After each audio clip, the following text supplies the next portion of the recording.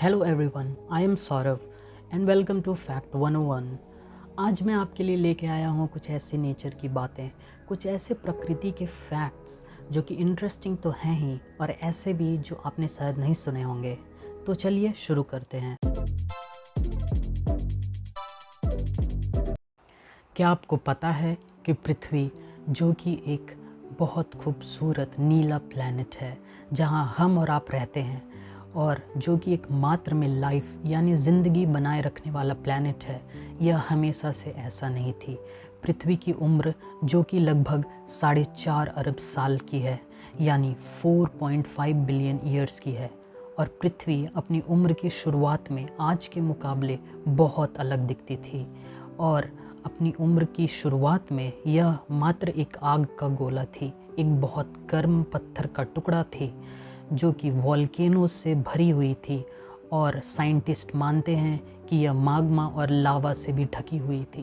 पर यह सब बदल गया जब लाखों सालों तक बारिश होती रही और हमारे विशाल समुद्र यानी सीज और ओशियंस बने। पृथ्वी इतनी पुरानी है कि इसका अंदाज़ा लगा पाने के लिए आप लोग जानना चाहेंगे कि दुनिया के सबसे पहले मनुष्य यानी आदि मानव या अर्ली मैन दुनिया में लगभग 50 से 70 लाख साल पहले यानी 50 to 70 मिलियन ईयर्स अगो ही पृथ्वी पे आए थे। और इसका यह मतलब हुआ कि पृथ्वी की पूरी उम्र का मात्र 0.02% भाग में ही मनुष्य थे और हैं। और दुनिया के सबसे पहले पेड़ पौधे या जंगल या फॉरेस्ट पृथ्वी पे सबसे पहले 385 लाख साल पहले यानी 385 मिलियन ईयर्स अगो पहले ही दिखाई देने शुरू हुए थे। तो इन फैक्ट से हमें पता चलता है कि पृथ्वी कितनी पुरानी है और कितनी सारी इवोल्यूशनरी प्रोसेस से गुजर चुकी है। तो हैरान करने वाली बात है। अगर मैं आपसे पूछूं कि दुनिया की सबसे लंबी माउंटेन रेंज कौन सी है तो शायद आपका जवाब होगा हिंदू कुश या फिर हिमालय या फिर एंडस माउंटेन रेंज। पर ऐसा नहीं है, क्योंकि दुनिया की सबसे लंबी माउंटेन रेंज का नाम है मिड अटलांटिक रिज जो कि अफ्रीका और अमेरिका के बीच अटलांटिक ओशन के बीचों बीच स्थित है, यानी यह चारों ओर पानी से घिरी हुई है। और अगर इसकी लंबाई की बात करें तो यह नॉर्थ अटलांटिक से साउथ अटलांटिक यानी नॉर्थ अमेरिका से साउथ अफ्रीका से भी अधिक दूर तक फैली हुई है और यह समुद्र की ज़मीन से 6000 से 13000 फीट ऊपर तक उठी हुई है और इसकी पूरी लंबाई लगभग 16000 किलोमीटर है, जिसकी कंपैरिजन अगर दुनिया की कोई और माउंटेन रेंज से करें जैसे कि एंडस माउंटेन रेंज जो कि मात्र 7000 किलोमीटर तक फैला है या फिर हिमालयन माउंटेन रेंज जिसकी लंबाई मात्र 2400 किलोमीटर है। और यह मिड अटलांटिक रिज इतना विशाल है कि इसकी झलक आप स्पेस से भी देख सकते हैं।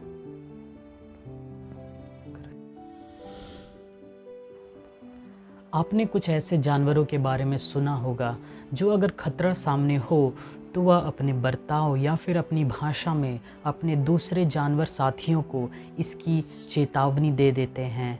इसका एक एग्जाम्पल है मीर कैट फैमिली जो हमेशा खतरे की ताक में रहता है और ख़तरा अगर सामने हो तो वह अपने परिवार या फिर दूसरे मीरकैट साथियों को इसकी चेतावनी दे देता है।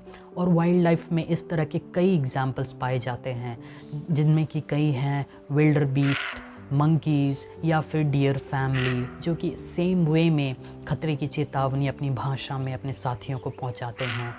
पर क्या आपने एक ऐसे पेड़ के बारे में सुना है जो कि इसी तरीके से अगर खतरा सामने हो तो वह खुद की जान तो बचाते हैं ही, पर वह अपने दूसरे साथियों को भी इसकी चेतावनी पहुंचा देते हैं।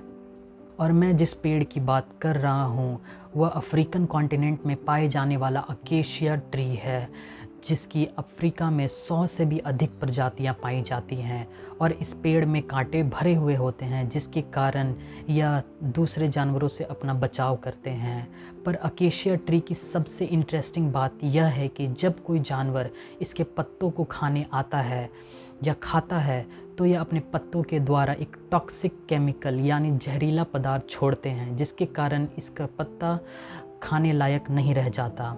और यह टॉक्सिक केमिकल छोड़ के खुद की बचाव तो करते हैं ही, पर दूसरे नज़दीकी अकेशिया पेड़ों तक भी चेतावनी पहुंचा देते हैं, जिसके कारण दूसरे पेड़ भी यह पदार्थ छोड़ने लगते हैं और इसी कारण यह पेड़ दुनिया में सबसे अनोखा यानी यूनिक माना जाता है। जंगल यानी फॉरेस्ट जब कोई इमेजिन करे तो इमेजिन करता है पेड़ों का झुंड ज़मीन के ऊपर हवा में लहराता हुआ। पर क्या आपको पता है दुनिया में कुछ फॉरेस्ट ऐसे भी हैं जो कि पानी के अंदर पाए जाते हैं और आम भाषा में इन फॉरेस्ट को केल्प फॉरेस्ट भी कहा जाता है। और इसका एक प्राइम एग्जाम्पल है लेक कैंडी जो कि कज़ाकिस्तान में पाया जाता है। और अगर इस लेक को ऊपर से देखें तो दिखता है कई लकड़ी के टुकड़े पानी से सीधा बाहर निकले हुए, पर जब पानी के अंदर से देखा जाए तो कुछ अलग ही नज़र आता है।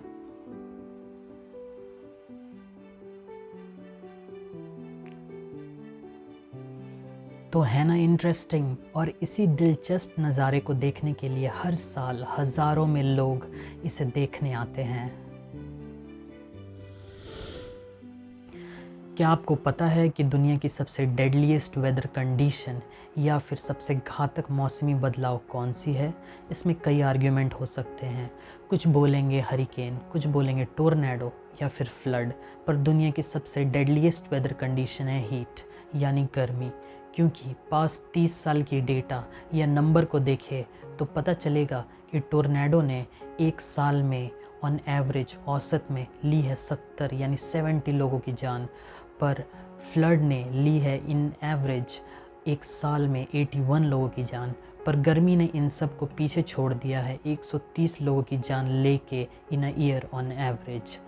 और हम सबको एहसास होता होगा कि हर साल के मुकाबले गर्मी बढ़ती ही जा रही है, जिससे फॉरेस्ट फायर होने का भी खतरा है, जिससे लाखों और करोड़ों का नुकसान होता है, जीव जंतु को नुकसान पहुंचता है, उनकी जान जाती है।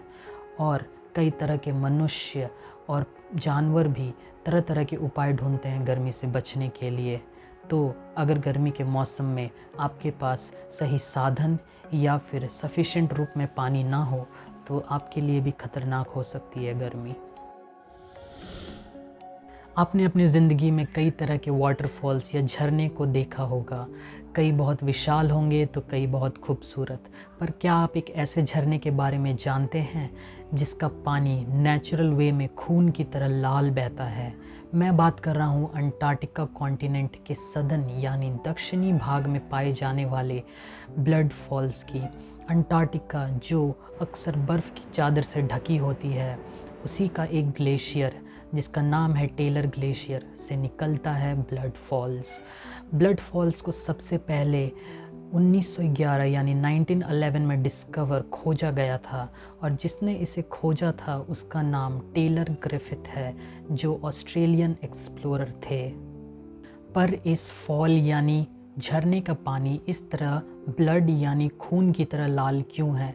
इसका आंसर यह होगा कि इस झरने का जो सोर्स यानी स्रोत है वह टेलर ग्लेशियर के काफ़ी नीचे मौजूद है, जिसका मतलब यह बर्फ़ से पूरा ढका हुआ है और हवा इसके अंदर नहीं जा पाती। और एक इंटरेस्टिंग बात यह है कि जिस ज़मीन के ऊपर यह सोर्स है वह आयरन की मात्रा में बहुत रिच है, जिसका मतलब इस सोर्स का पानी आयरन को अपने अंदर डिसॉल्व कर लेता है और जब एक वक्त के बाद यह पानी बाहर आता है तो यह हवा से मिलके काफ़ी डीप रेड बन जाता है। यह क्यों होता है? क्योंकि हम जानते हैं कि जब आयरन और हवा मिलती है एक ह्यूमिड एनवायरनमेंट में, मतलब नमी वाले वातावरण में, तो उसमें जंग लग जाता है और जंग का रंग अक्सर भूरा या गहरा लाल होता है। पर क्योंकि यह पानी नमकीन है इसीलिए इस पानी का रंग ब्राइट रेड या पूरा लाल है। अगर रात को आकाश को देखो तो नज़र आते हैं सैकड़ों अनगिनत टिमटिमाते हुए सितारे। और क्या आपको पता है कि जितने सितारे हमारी आकाश में हैं उससे कहीं गुना ज़्यादा पेड़ पौधे हमारी पृथ्वी पे है। हम और आप पृथ्वी पे रहते हैं जो कि सोलर सिस्टम का एक हिस्सा है, भाग है। और इससे आगे जाएं तो सोलर सिस्टम मिल्की वे गैलेक्सी का हिस्सा है, यानी मिल्की वे आकाश गंगा का हिस्सा है। मिल्की वे गैलेक्सी जो कि हमारी विशाल सूरज की तरह अन्य सितारों का झुंड है, घर है। और साइंटिस्ट मानते हैं कि जितने सितारे हमारे मिल्की वे गैलेक्सी में हैं, जो एस्टिमेट करें तो 100 से 400 अरब हैं, यानी 100 to 400 बिलियन हैं। इससे कहीं गुना ज़्यादा अगर देखें तो 7 गुना ज़्यादा पेड़ पौधे हमारी पृथ्वी पे हैं, जिसका नंबर एस्टिमेट करें तो 3 ट्रिलियन है, यानी 3 खरब हैं। तो काफ़ी रोमांचक बात है। एक चीज़ जो कि सारी प्रजाति लिविंग बीइंग्स जो पृथ्वी पे रहते हैं उनमें एक या कॉमन है कि सब सांस लेते हैं ऑक्सीजन, जिसके बिना हम सब इम्पॉसिबल होते, लाइफ इमेजिन करना पॉसिबल नहीं होता।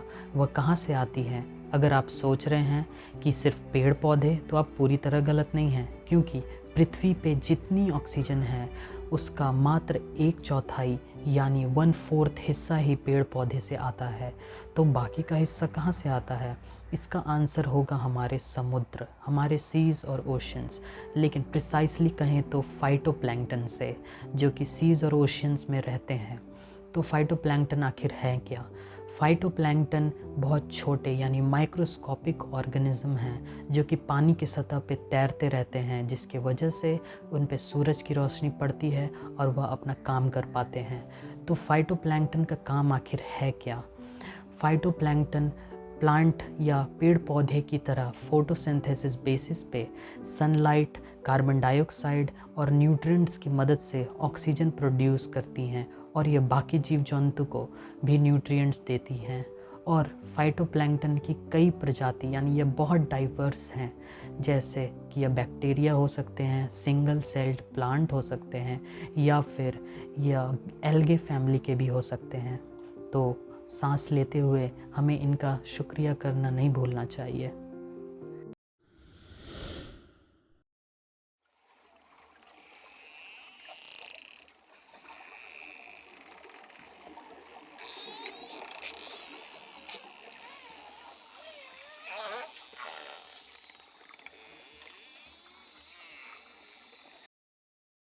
जो साउंड आप सुन रहे हैं यह डॉल्फिन्स निकाल रही हैं, और जिस तरह मनुष्य कई तरह की आवाज़ें या फिर कई तरह के बॉडी लैंग्वेज का यूज़ करके आपस में बातें करते हैं, उसी तरह से डॉल्फिन्स भी कई तरह की आवाज़ें या फिर अपनी बॉडी लैंग्वेज का यूज़ करके आपस में बातें करती हैं।